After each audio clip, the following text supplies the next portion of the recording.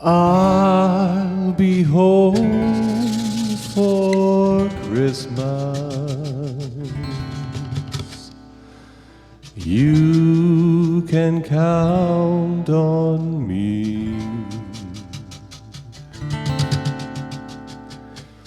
Please have snow and mistletoe and presents on the tree.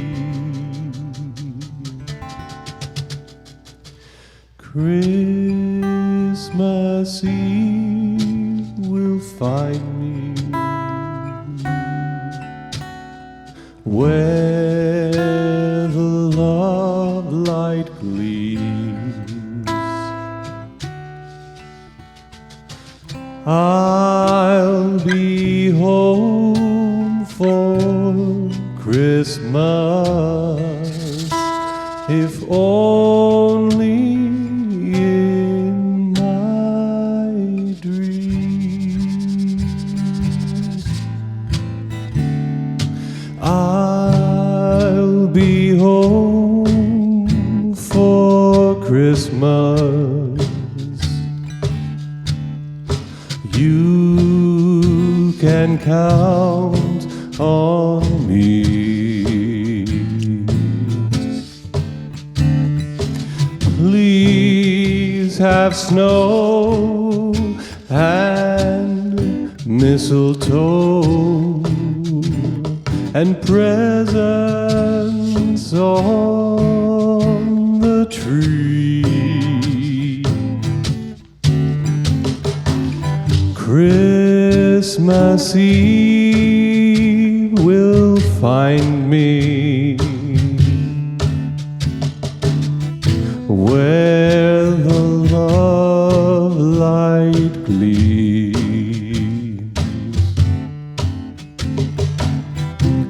I'll be home for Christmas, if only in my dreams.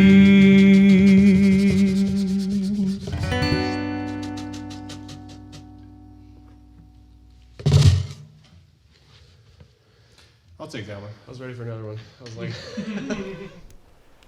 Hello, all.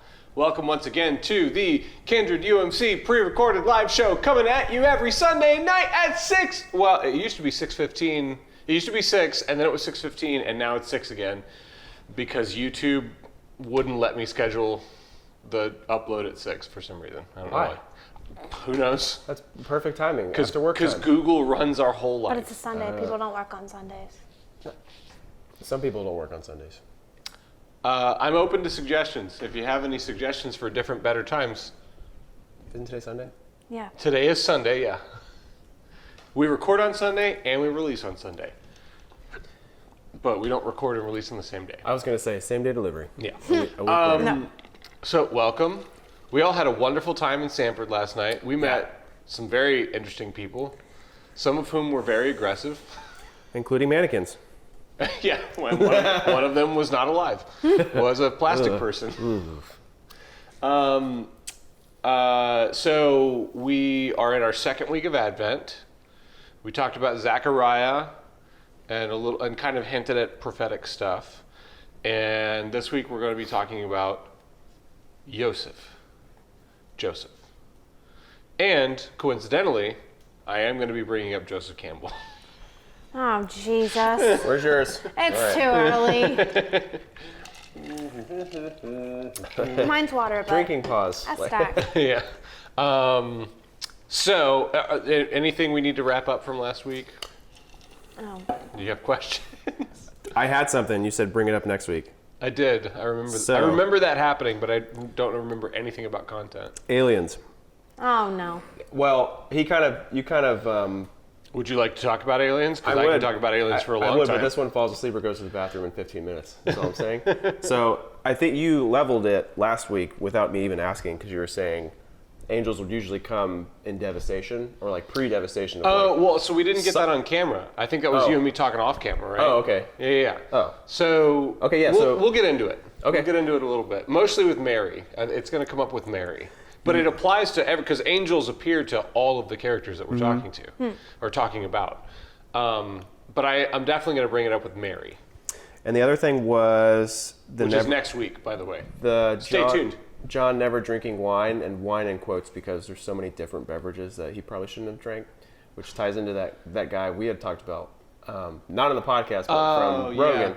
where, and this is history stuff, so sorry. I can't remember his name. But I don't either. It's key to something. He was bringing up the idea that, or the theory that, like, early Christian and even before Christian, like, but the Eucharist may have had like a psychedelic component in it, and then that tradition may have carried over into Catholicism with I can't remember what it's called, but basically the incense swing that they carry, that may have had like pot in it, like, and that these people were going and they were drinking literally like dosed wine and having like psychedelic experiences, and they were inhaling incense that were basically like drugs that were making them, and that's where all these kind of like trippy hippie ideas like love your enemy, we're all the same came from. Like, it's an interesting theory, and I wish I could remember the guy's name, but he's on Joe Rogan, and so not history, so fun stuff. Like, but definitely very interesting. Interesting. You can see traditions pulled from. If that were the case and we can prove it or whatever, that's what it is. It's like, oh, we're all having a trip here. So raise your hands up if it makes you feel better. I mean, take your clothes off, like it's hot in here, or like there's like smoke and. Well, and that's what the love feast, because the communion, the Eucharist, was called the love feast.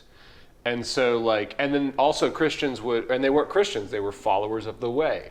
And so they would call each other brother and sister.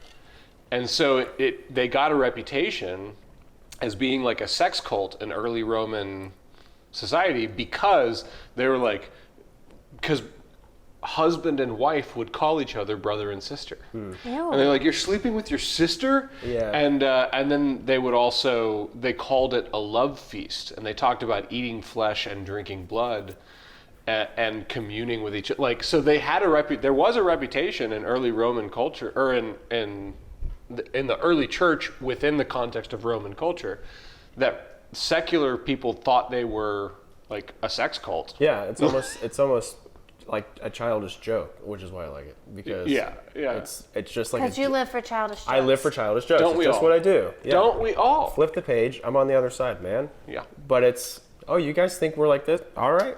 So I would say these are all very interesting topics, but ultimately I don't think we don't have enough information. We don't know enough. No. They don't bring anything to bear on like, the interpretation of the text. They were just weird points written down. But they're definitely fun to like speculate about and guess about, for sure. But yeah, not up for discussion You're right up later. Yeah. Taking a deep breath. Yep.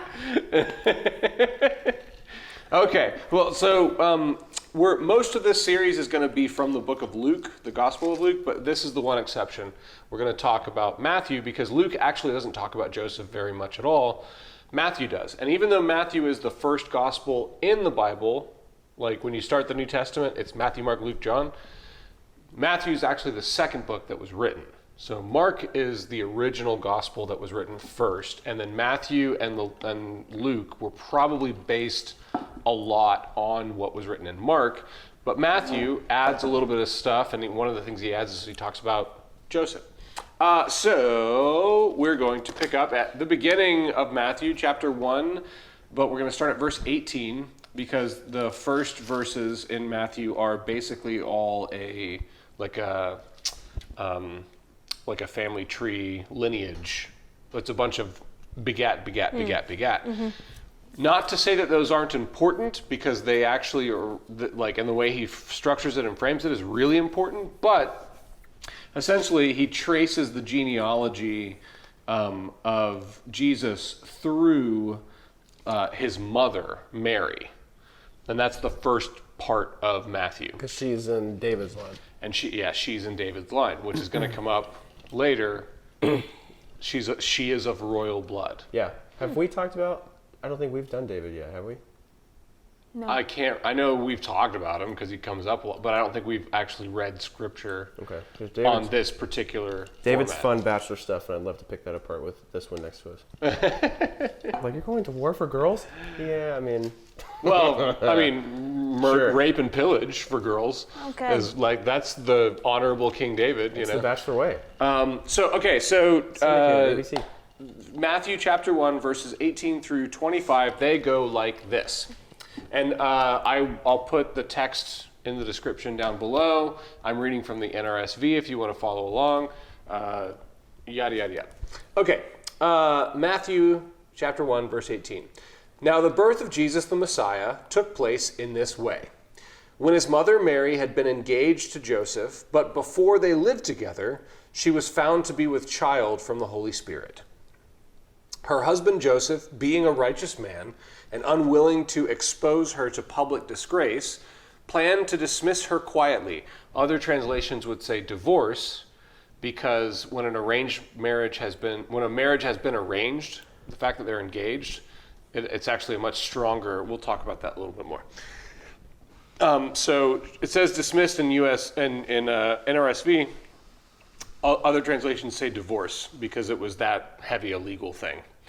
Verse 20, but just when he had resolved to do this, an angel of Yahweh appeared to him in a dream and said, Joseph, son of David. So we just learned that Mary is a descendant of David. So is Joseph. Gross. Important information. Well, I mean, it's over like 40 something generations, or like, I should know the number because the number really matters, but whatever. Many generations. It's basically like two people from Scotland getting married. It's like... It could happen. It could happen. Have a heart. Joseph, son of David, do not be afraid to take Mary as your wife, for the child conceived in her is from the Holy Spirit. She will bear a son, and you are to name him Jesus. We're going to talk about the name of Jesus, by the way. Yep. Cool. You are to name him Jesus, is what our Bibles say. For he will save his people from their sins. Direct connection between Jesus and for he will save from their sins. All this took place to fulfill what had been spoken by Yahweh through the prophet. Look, the virgin shall conceive and bear a son, and they shall name him Emmanuel. So this is interesting because the angel said name him Jesus, and he's saying this is to fulfill the prophet, which says name him Emmanuel. So there's something interesting going on here. We're going to get into that. Which means God is with us. That's what the meaning of the word Emmanuel. When Joseph awoke from sleep, he did as the angel of Yahweh commanded him. He took her as his wife, but had no marital relations with her until she had borne a son, and he named him Jesus. All right, let's talk about the naming stuff first. He disobeyed. Huh? He disobeyed. He It's supposed to be disobeyed? Emmanuel. Well, the angel said name him Jesus. Is that where middle names come from? No. I can feel pretty confidently saying no. No, so here's the thing you need to know. The name Jesus is not actually Jesus. I hope that doesn't rock anybody's faith. It doesn't destroy your whole world. But the name Jesus is not actually Jesus. We call him Jesus because of a weird translational fluke. Is it still recording? Yeah, Still we're good. recording. Okay, good. Constantly checking the audio. Very paranoid. New software today. Hopefully it'll work. I was gonna say it's gray, and that tripped me Yeah, up for a second. it's different. It's different software, and Ah. it makes it harder for me on the post. But at least we have the audio, and Adobe Audition come at me. You suck. You're bad at your job. What if they want to sponsor you? I Adobe. have a price. We're nice people. One of the things they could do to win over my favor is, I don't know, make a product that works. Anyway, I digress. Let's talk about the name Jesus. Jesus' name is not Jesus. Now, I'm still going to call him Jesus because we live in America and that's what we do. His name's Jesus. And if you say Joshua, which is his real name, people don't know who you're talking about. But the name is actually Joshua, and it's a translation. It's a weird language issue. So Joshua is already a character in the Bible. So and actually the 6th book of the Bible is named Joshua because it's about Jesus. Joshua. No, it's about a guy named Joshua. So like Moses brings Israel basically right up to the brink of crossing into the promised land. And then dies before Israel crosses the River Jordan into this land that's been promised. Now remember, because we finished a while ago, we finished this First Families series. We talked about Abram/Abraham. Remember that the first covenant, do you remember? We'll see, this is a little bit of a test, a little bit of a pop quiz. What was the promise that was given to Abram and Abraham? Never again. Will there be a flood? No. That was Noah. That was Noah, yeah. I like where your head's at, though. That was a promise. Never. All right, I answered. From the Your same turn. book. I was going to say, never again are you to sacrifice children for me. Like, you're to follow this. So that wasn't an outright promise as much as an implication throughout the Old Testament. So it's very Both basic. got it wrong. Well, so this is very basic. This is Genesis chapter 12. Remember, Abram is an old man, and God says to him, take all of your stuff and go to a land that I'll show you. Mm-hmm. And I will make of you a nation. I will make of you and your descendants a people. And you're calling that a covenant? That's the covenant that God makes first with Abram. Well, we can have words on that. But, Yeah. Okay. All right, well, we can have words on it now. Preston's math That's what we're here for. failed. No, because it was a very big deal, and we made a big deal out of it. But because I think the sacrifice story, it's a problem. It always overshadows the first calling of himself versus him with a kid. Well, but that's also kind of one of the funny. That's actually not funny, but that's one of the interesting things is that the first covenant is so basic. You be my guy, and I will give you a land and make you into a nation.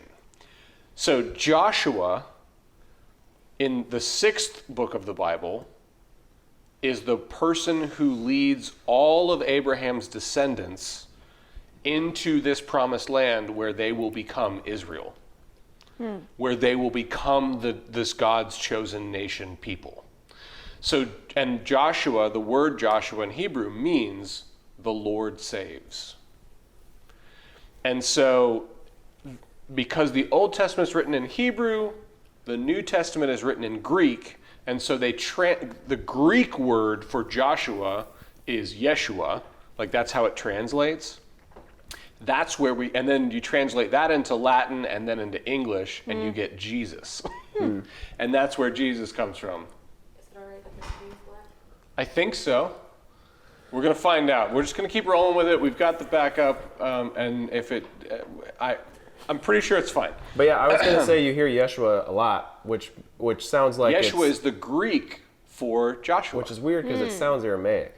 Because Joshua is whatever, Hebrew, Aramaic, whatever you want to call it. It's Hebrew. Joshua's Hebrew, and Aramaic and Hebrew are very close. But Yeshua, I think, is, I guess, using a Greek word as a... Yeah, it's like it's a little bit like if your name is Federico, and you come to America and it's the 1930s, and it's a bunch of white guys who don't know how to say Federico, and they say, you mean Frederick? Okay, your name's Frederick.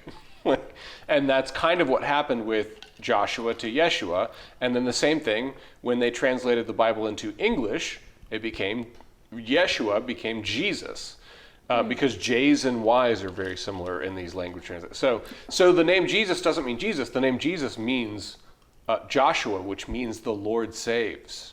And it also harkens back to this story of the fulfillment of God's covenant, original covenant with Abram. He makes this covenant, and Joshua is the story that fulfills the covenant. Like Joshua is the one who leads them into this land where they become a nation, So it's noteworthy that this angel appears and says, you will name him the Lord saves, just like the one who fulfilled the covenant promise that God made with your ancestor Abram. Like it's a much deeper, richer thing. Yeah, that makes way more sense. Yeah. Well, it's kind of like going from physical to meta. as well. I mean, seeing Jesus later, hopefully everyone knows what the story is, but the Joshua story is like 40 times around the wall, right? And blow the walls down. Yeah, Joshua and Jericho, yeah. Yeah, so that's a physical representation of you're making a new nation for yourself, literally. And the Jesus... Turns out there were already people living there. Oh, yeah. Yeah, Monty so Python that's kind stuff. of part of the... Yeah. But the Jesus Joshua is saving you, not saving us. Like, it is us, but it's well, it says literally, yeah. God will save his people from their sins. Like, that's the language that's in the text. Yeah. So this angel is being very deliberate about transitioning this covenant that was made with a people group into a more personal and more open covenant. Like, it's already beginning, shift. which is, by the way, one of the major thrusts of Matthew, and then I would say overarching all of the Gospels. One of the major thrust points of the Gospels is they're trying to get this people who were insular, the Jewish people who thought they had a special relationship with God, trying to get them into a more honest relationship with God that was open to all people. So is that where this is the new covenant wording coming from? We're beginning to establish that. New covenant is literally language that's used in the Gospels. So it's not like it's not just like an implied thing, bless you. It's a literal language that's used, especially with the Eucharist, with the Last Supper. But it's so twisted because it's again this. You're all humans here, so I know you have to have an example of physicality. So here we go. Yeah, well, incarnate. That's incarnate. Why the fully human, fully divine. Yeah. We worship a God man. Yeah. This Jesus is a God man, a God who leaves Mount Olympus, quote unquote, to come and dwell among people, but also abandons and kind of rejects any glory or honor, or like he humiliates himself to the point of death naked on a cross, so that, and this is getting back to the two names, Joshua and the other one, Emmanuel, which means God with us. Like, well, God with man. Emmanuel, like God with. Yeah, that's not how it works. It is how it works. You tried. No, I didn't. That's not the language exactly. It's not Emmanuel, and like the word man means. No, man. I know, but. Sure, if it helps you remember, but this goes back to, again, it's a Greek translation of a Hebrew prophecy. The Hebrew word Emmanuel, and I should have done an etymology on that too. I just know that Emmanuel in Hebrew means God is with us. Like El is Elohim, and Emmanuel. I'm so bad at Hebrew. I'm much better at Greek because it's closer. Because I've been speaking English my whole life, and Greek makes more sense to me. But I can't remember exactly how that word and etymology comes together. But Emmanuel is El, God, and then Emmanuel is with us, with people, and it's specifically with us. Yeah. Like it's a possessive kind of feeling to it. It's not God is with people.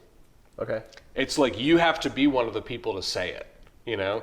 When you say, so anyone who says, like, so imagine, some pagan Roman asshole who is this God, Emmanuel? And now he has to say, who is this God that's with us? Like now all of a sudden he's in on the covenant. Yeah. Like all of a sudden he's included by virtue of speaking the name Emmanuel. So like it's really kind of a brilliant language trick, and it's again like it's we're mistaken to think that these are anything less than Shakespearean, like high-minded literature. The wording and the storytelling of this is so deep and precise, and like these people chose these words very particularly, so like the Emmanuel, you have to say with us, and you have to include yourself in it just to say the name. Joshua, if you say his name, Jesus, you are proclaiming something about this is a God who saves. Like this is a God, like you can't say his name without making a prolific theological statement about him. You know, like it's brilliant. It's beautiful. Like it moves me to tears. Like I love it. So okay, so that's the naming stuff. Let's pause there. Are there any other thoughts or questions or observations or like anything with that? So where does Joseph Campbell come into this? Well, that's coming. That's okay. coming. We're going to talk about the nature of the wedding, the royal wedding. Oh God. Yeah. Game of Thrones stuff. I've never seen Game of Thrones, but I know what that is. And actually, I It's started watching The Crown on Netflix, which has passed me by, and now we're like season 7 or something, and it's all about the rise of Queen Elizabeth and all this royalty that goes on, you know, like all this, you know, pomp and circumstance that happens around everything.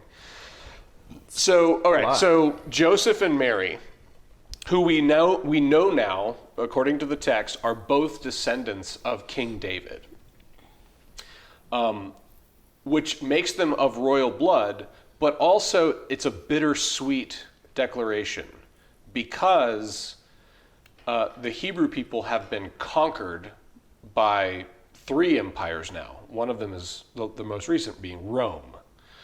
So it's a little bit like, I think the most relevant kind of like modern analogy is if you could think of like a Native American royal wedding.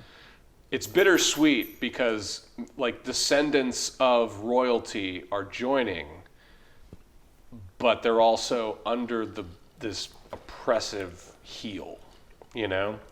You can't, there's not enough room for you up there, buddy. Sorry. Well, I don't know, we'll see. Maybe you can do it. Oh my God. Good luck. So that's you're kind bringing of, in social context, which is nice. It's not, they're in this bloodline and everyone knows about them. Nope. No one knows about them. Just the Jewish people know, and the Roman Empire is so freaking huge that who cares? They don't care. Right. Whatever. Do whatever you want. Just as long as you pay your taxes and don't cause trouble, that's fine. And so this is a royal wedding, 2 descendants of King David.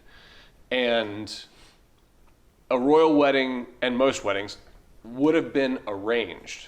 So this isn't like Joseph calls up Mary and it's like, hey, what are you doing tonight? Yeah. Maybe we should go out.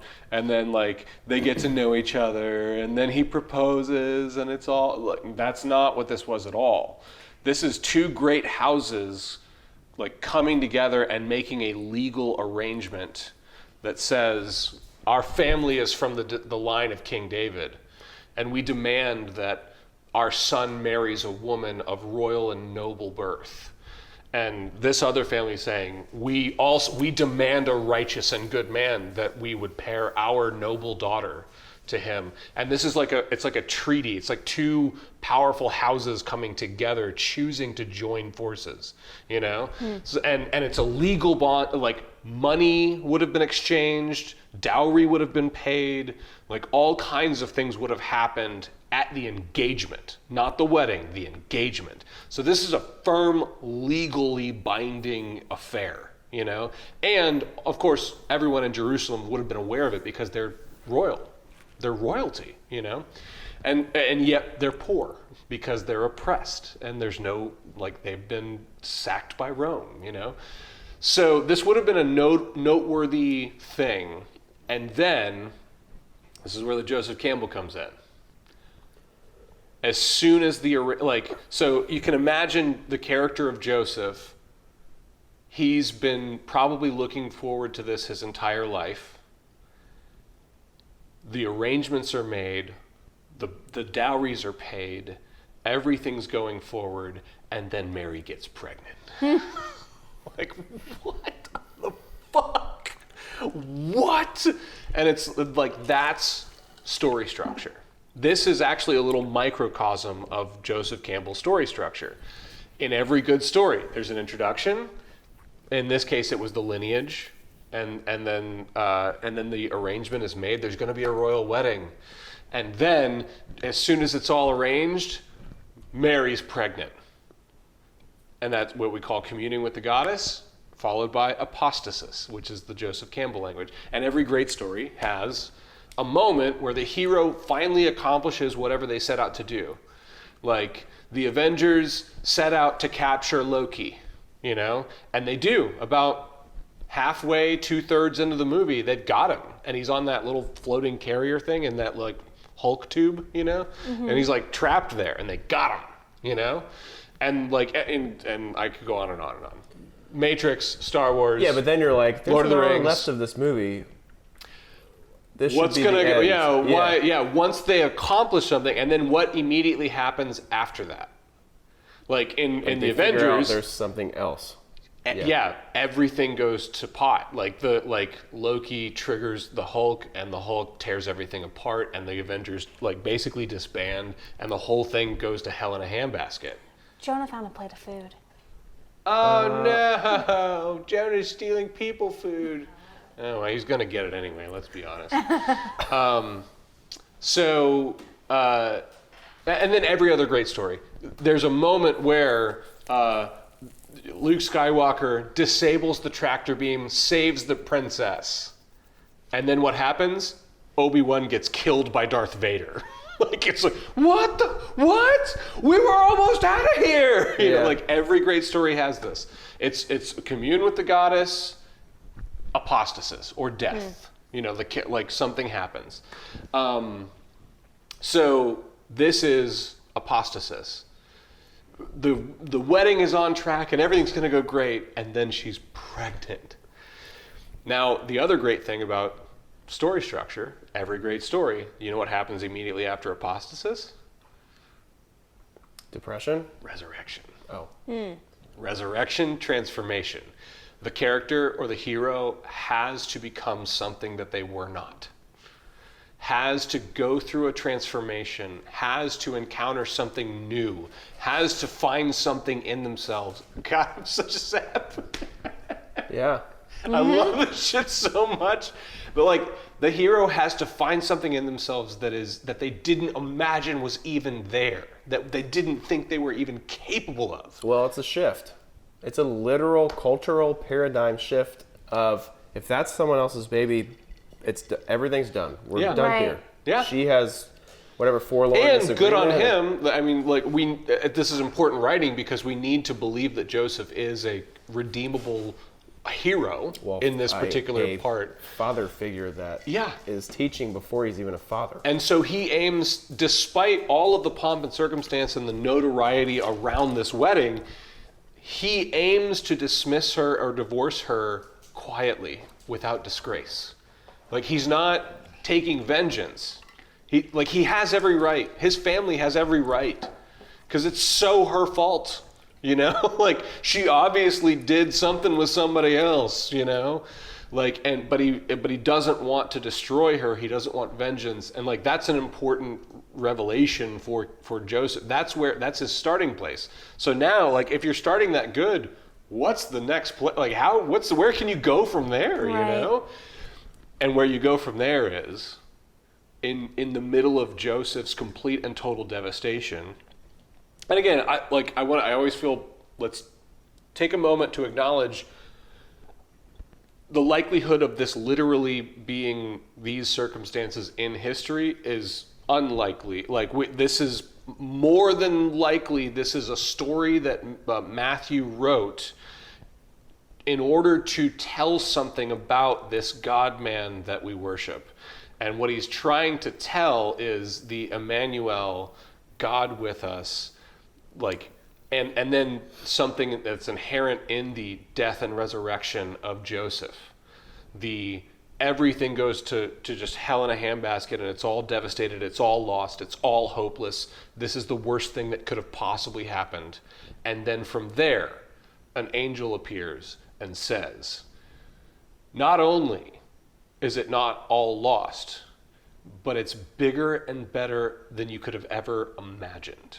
This child will be the Lord saves. This child will be God with us. This is going to be something that not only is good for your family and yourself, but is good for the entire world. Like, it's so much bigger than he ever imagined it was going to be. And then, the resolution, the falling action of the story. And then he follows through, marries her. Yeah, can we talk about the next morning? though? Like, how do you wake up from that? You ever had a dream where you go, I think somebody was in my closet last night, and I talked to them, and the light was on, and I felt the air conditioning on my face. I talked to them, and you roll out and you hit your head on your nightstand and go, I think this is real. I think this is I think something happened. Yeah. So I imagine, like, he looks at Mary, who's probably at least showing, because I'm sure it's the only way they figured it out. There's no, like, whatever medical things they have back then. But I don't know. He would look and also, go, it doesn't matter, because, again, it's not literal. I know. It's storytelling. But this is why it's fun, because it's a story. Yeah. The conversation the next morning of, yeah. What'd you do last night? Who is this Gabriel guy that I'm dreaming about? Yeah. Are you also dreaming about? Is this happening? Am I going crazy because of horrible circumstances that have fell upon, even though I'm all the way up on top and now we're dropping? And well, the only thing we have from the writer is that the writer says an angel appeared in the dream. So, like, it leaves us with, it's not, there is no doubt for the sake of the story. Yeah. You know? If this was a historical account, then obviously we'd be like, I don't know, maybe he's got syphilis. Like, you know, like, but that's not, like, the writer's intention is again, this is an epic story, you know? Like, it's not about the literal reality of it as much as it is about the, like, the structure of. And so here's why I'm like, really leaning into the structure part, because one, it is a repeated pattern throughout the Gospels, death and, like, everything's going great, death, resurrection, which is a repeatable pattern in humanity. We've said it almost every single live show too, but it's again this transition from a physical death, which is ironic because it happens later, but a physical death to a dying to yourself. Yeah, like, well, you have to go through a change. Like teaching you. Transformation. Yeah, this transformation is the death thing we're talking about. It's not you jumping off a cliff. The loss or the defeat or the grief or the pain or whatever, as difficult as it is, and I don't say this flippantly, but it is the teacher. It is, in a weird way, the gift. So, which is a fucked up thing to say, and I'll say as a person who has suffered abuse, it's fucked up that in order for me to heal, I needed to come to a place where I could begin to see the abuse as a teacher. It's fucked up. Like, it's that, like, you know, if I get a chance to, like, have a direct conversation with God, like, that's going to be the first thing I bring up. Like, why would you do it this way? Like, this is unfair and unjust, and this is ridiculous. This is a ridiculous way to run a world, you know? And yet, as best I can tell, it seems to be the truth of it. And it seems to be the thing that's lifted up in these stories, and it seems to be the thing that has worked consistently in my own life. Mm-hmm. You know, and so it's a hard thing. And certainly if somebody were telling me about their abuse, I wouldn't be like, well, what have you learned? You know, like that, like, it's not, this is not permission to be an insensitive, like, asshole. Like, that's not what this is. But for you as a because everyone has suffered some kind of, I mean, everyone's got dark something, you know? So, like, for you, as you are working on trying to make sense of and relate to God, the offering is, can you begin to invite transformation in the midst of, and this is why the two names are very, very important. There are two names. One of them is God saves, and one of them is God is with us. And it's like through the communing with the goddess, through the apostasis, through the resurrection, through all of it, God is with us and God saves. God is in the business of transforming death into life. And in weird ways that it's hard to articulate, and don't take this too literally, but is also in the business of turning life into death. Like that's a part of this creation thing. So I spent probably way too long talking about all of that. I really wanted to ask though, like can you think of times when all was lost and it ended up being something for you? Can you identify with that feeling? I mean, I certainly have my one of my big stories that comes up for me, but like I want to ask you. Want to go into it? Okay. From you, yeah, hell yeah. Here we go. This is also a teaser for another Enneagram podcast, but Part 3. this is a parallel with a lot of people, I'm sure, but not only do you have weird relationships with parents and they're still learning as they're growing up with you as being a kid, and they've got to learn how to whatever, and their parents were this, and there's so many different things that they're teaching. In another vein of you growing up in a relationship with someone else, so being with a girl or whoever you're in love with, that death and teaching moment of I can't be in a relationship that I've seen exemplified as my parents were, because I have put them on a pedestal, because that's all I know is what I'll say. To make it a high school relationship or a high school sweetheart relationship, this has to work out for whatever weird reason I have in my head. Because of like just the pressure of like, sure, I have to do it the way that's right and good. Because this is the good way to do it. You're supposed to grow up with someone and form a relationship, and then it blossoms into something else. And the death was, it is not like that for everybody. And if you think it's like that, you are sadly mistaken, my friend. So when you find if it works out that way, like you hit the jackpot. But if you force it, it's where abuse comes in. If you have children, that's where abuse comes in, and that's where you start resentment at an early age, and it is not good, and it does not go anywhere into a good place. So the death being, you've got to tell yourself you're wrong here, and everyone else is telling you you're kind of on this.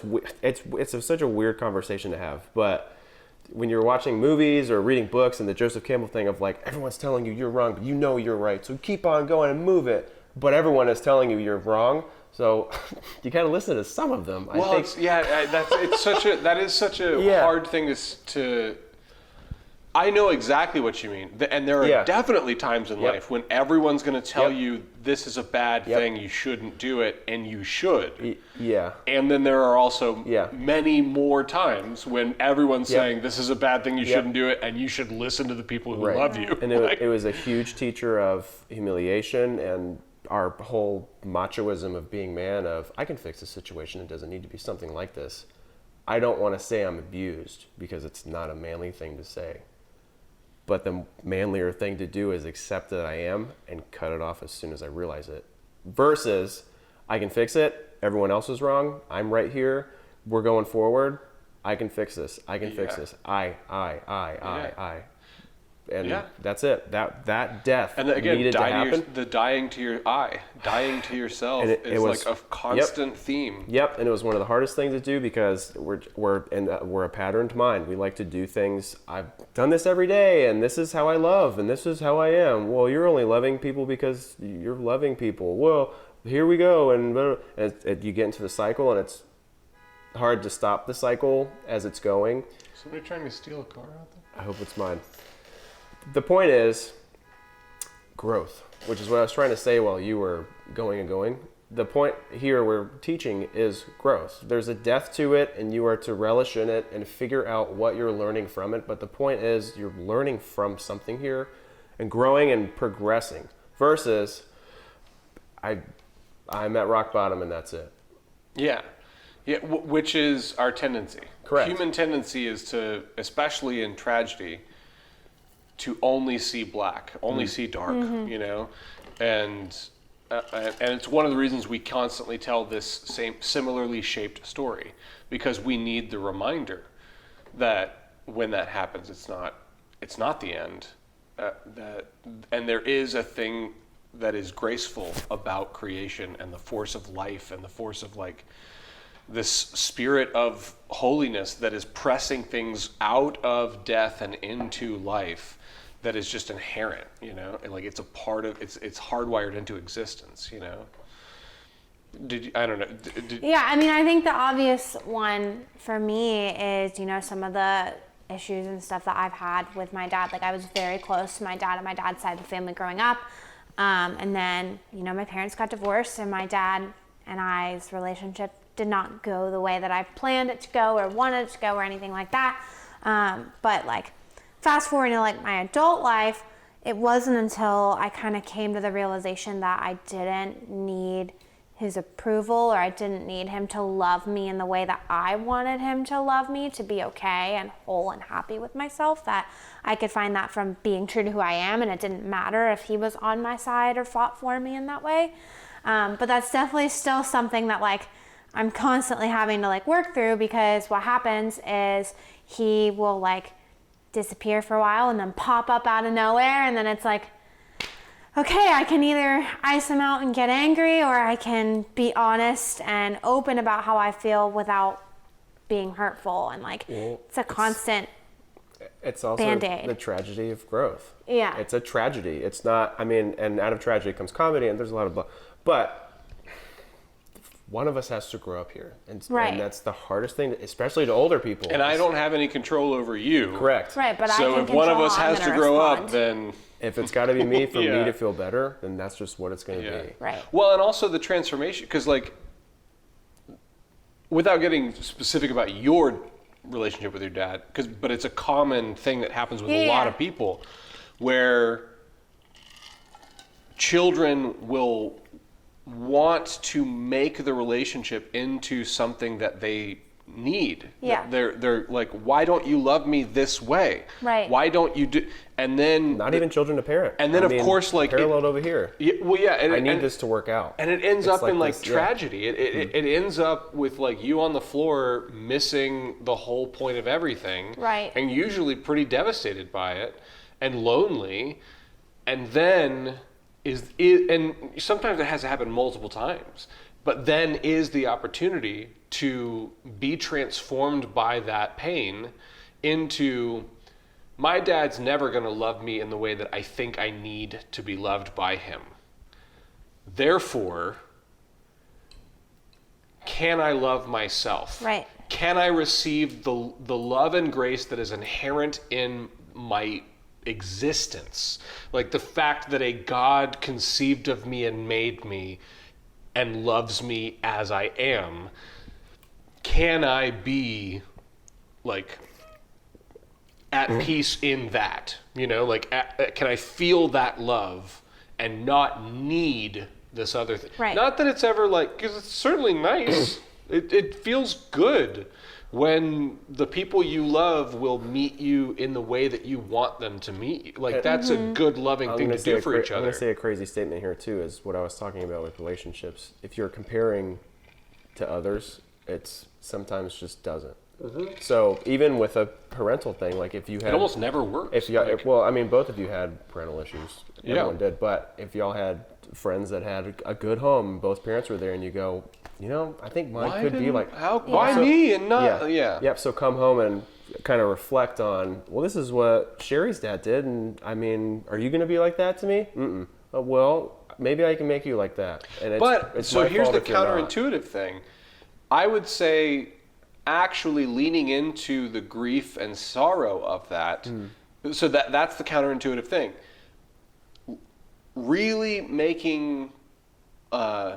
Paying attention to and embracing and letting it be the reality of, this isn't the way a parent should love a child. This is sad. This is like, that's actually where the opposite of like trying to get dad to be the way I want him to, it is actually the opposite. It's not embracing that reality. It's not grieving the loss. It's not, and I'm a big believer in like roll my eyes, inner child work.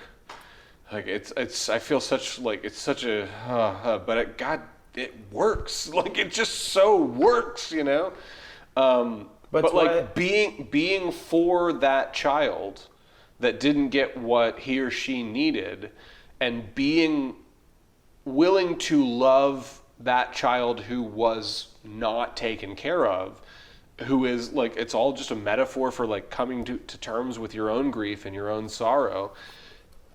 that transformative, like that is the nature of this story arc, which is the nature of the Christ story, of like being willing to be defeated and humiliated to the point of death in order to resurrect and transform into something that nobody ever imagined was possible, you know?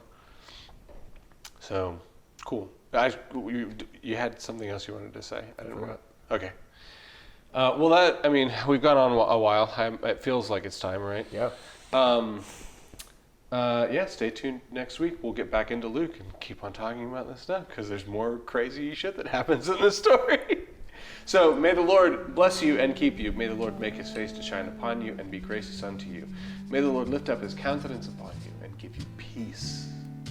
I'll be home for Christmas. You can count on me.